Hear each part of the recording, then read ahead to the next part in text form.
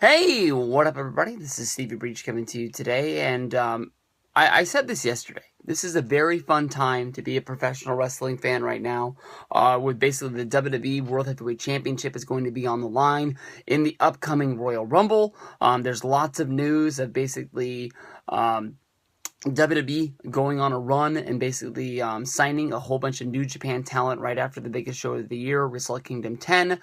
Big names such as AJ Styles, and then also coming along would be Carl Anderson and Doc Gallows. And then sort of one of the most talked about wrestlers in New Japan, Shinsuke Nakamura, one of the best wrestlers that they have, is going to be making the trip over as well. There's news of even wrestlers signing with Impact Wrestling and lots of debuts that's going to be going down on their Pop TV debut tonight. If you can remember, when Hogan and Bischoff came into TNA, they were making changes. They were going live on Monday. You can remember big things happening each and every week, whether if it was Hogan bringing in Mr. Kennedy, which even in 2010, if you look back on it, was a big deal. Rob Van Dam debuted, Jeff Hardy, and Shane Helms. No, not Shane Helms, I apologize. The other guy. Jeff Hardy debuted, and he had his buddy, the guy who wrestled in Inc. the tag team guy. He was in ECW with the spiky hair. Shannon Moore, I apologize, another guy from Omega. Each and every week, they were signing people. They were actually trying their best to make TNA a big thing. And I know that James Storm has wrestled 2 matches for NXT. He was on Breaking Ground on the last episode. Each and every week, something big is happening in professional wrestling, but, maybe James Storm is going to be going back to TNA. Last night he tweeted after reports that he was flying to where the TNA tapings were going to be for tonight, and he was saying, how can I be on a plane if I'm in the gym right now? And he took a picture of him in the mirror at the gym. I know that there were reports that James Storm was at the Nashville NXT show, and during those reports coming out, he took a picture with the bartender at a bar, and just basically said, how can I be at the NXT show when I'm at the bar and I've been here all night? And I think by now we figured out that James Storm was at that NXT show. So maybe he's trying to cover his tracks. Maybe he's not. Maybe it's just people trying to make some buzz for Impact and things like that. But last night I was able to listen to both the MLW Extra, which was put up just for VIP subscribers, and it's only $20 for an entire year. It's not like signing up for the Observer where it's $10 a month. Honestly, in my opinion, Court Bauer had the scoop on a lot of this, and basically, I don't think he broke the story, but he was one of the first podcasts to come out, and people are really going to listen to him because of the fact that Carl Anderson and Doc Gallows Talking Shop was hosted on his platform, being a part of the MLW network, and my opinion, was the one reason that I started to subscribe to MLW was to get these shows. And since then, I've really liked Court Bauer's interviews and the way he handles his wrestling talk. I like to listen to the Writers Room. I like to listen to, I guess it's just MLW Radio with him and Conan. I like MSL, but I don't really like the MSL and Sullivan show. But there's a lot of things on there that I'm glad that I listen to. When Disco Inferno shows up, it's not all that often, but they're normally really, really good shows. But I listened to his show. It was 7 minutes. I would tell you to go listen to it, but you'd have to sign up. So if you're an MLW subscriber, I highly say go over and check it out. I listened to The Observer yesterday, and he came out of the gun with that story.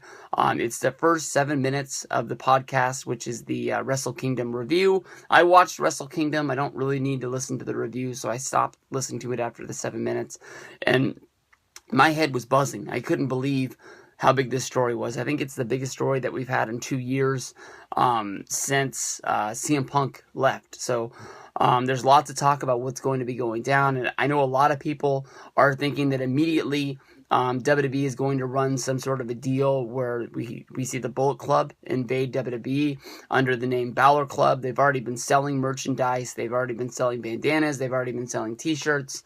This is something that they've been trying to get over with Finn Balor as sort of like I always thought the Balor Club was basically just Finn Balor's fans, almost like WWE in the day used to try to portray the Clique as Shawn Michaels fans, even though it had this backstage meaning that, you know, I gonna say real wrestling fans, but I was a real wrestling fan, even though I didn't read the Observer and know really the backstage skits. You know, I guess you can say smarter wrestling fans, and even then, that's kind of a slap in the face. You don't have to read the Observer to be a smart fan, but whatever I'm trying to say, I apologize. Uh, I don't know. I don't think that that's honestly going to work. I don't think that everybody in the world knows what the Bullet Club is. I know that they sold a lot of t-shirts, and I know that a lot of fans that watch New Japan or know anything about New Japan, and there's probably some fans out there who just thought the shirt was cool, so they bought it even though they've never seen New Japan. I don't know if that's honestly really going to work. I'd love to see Carl Anderson hook back up with Finn Balor one way or another, but I don't know. I sort of would like to think that all these guys would be able to sort of be there on their own, but they have to have a reason. Carl Anderson and Doc Gallows, they're not the world's best tag team. Do they need tag teams in WWE? Debatably, not really. I mean, they have a lot of tag teams in NXT already as it is. If you think about, they've got the Vaudevillains, they've got Jordan and Gable, they've got Blake and Murphy, who even has the belt? There's like 5 tag teams in NXT that maybe are not 100% ready to go up to the main roster, but then you look at the main roster, the Dudleys aren't a long-term situation, but they're there. You've got, why is this so hard? You've got the Usos, you've got the New Day, you've got the Lucha Dragons. There's lots of tag teams, and I know they're not trying to recreate like the Survivor Series from back in the day, having a 10-team tag with 20 guys out there, even though it's one of my favorite times in professional wrestling when tag teams were really hot. Even if you go to like 2005, 2006 TNA, they had a really hot tag team division, and it was one of the reasons that I really liked to watch TNA.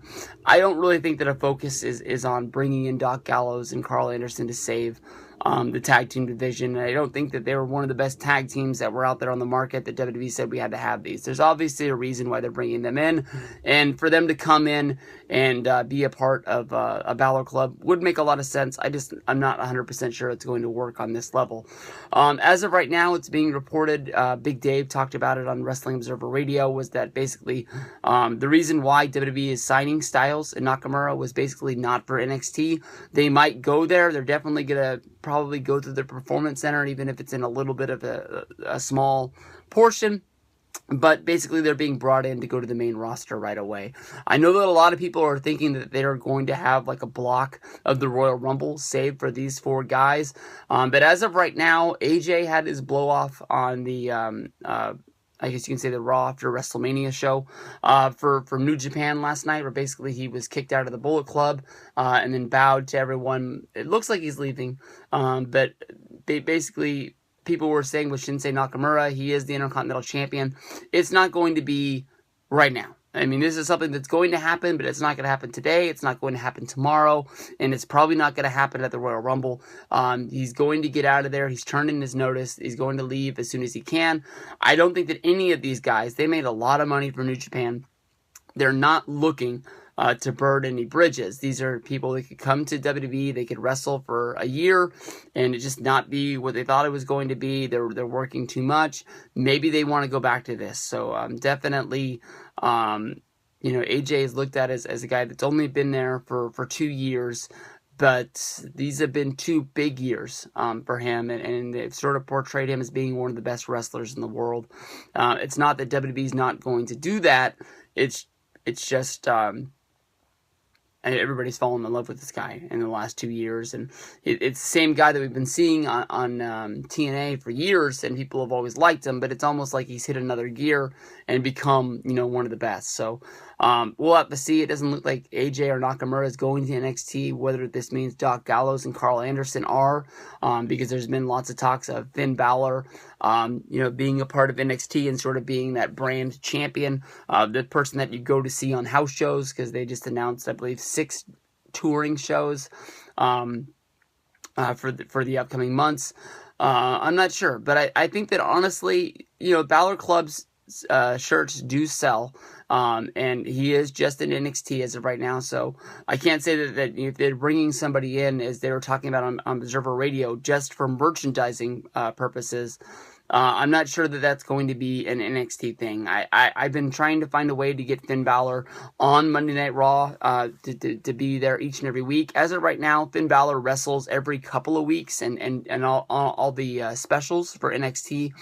And I treat those as like treats. I think that he is one of the best wrestlers in the world. I think that he's awesome. I think the reports that have come out the last few weeks of WWE being scared that Finn Balor's body is not going to hold up on the main roster is bullshit. And it's one of the reasons why I did make a video for 2 weeks, because of the fact that the news that comes out during the month, or during the weeks of Christmas and New Year's, there's nothing really to him. I don't think that they're changing their minds. I don't think that WWE is moving WrestleMania away from Minnesota. I don't think that they're going to be changing their minds this close to the announcement. Are they? Maybe, but I don't think. And I don't give a lot of thought to any of those rumors that were out in the last 2 weeks. And we're in a very fun time for professional wrestling, and I hope everybody knows that. And we'll see what goes down, but this is a huge, huge story.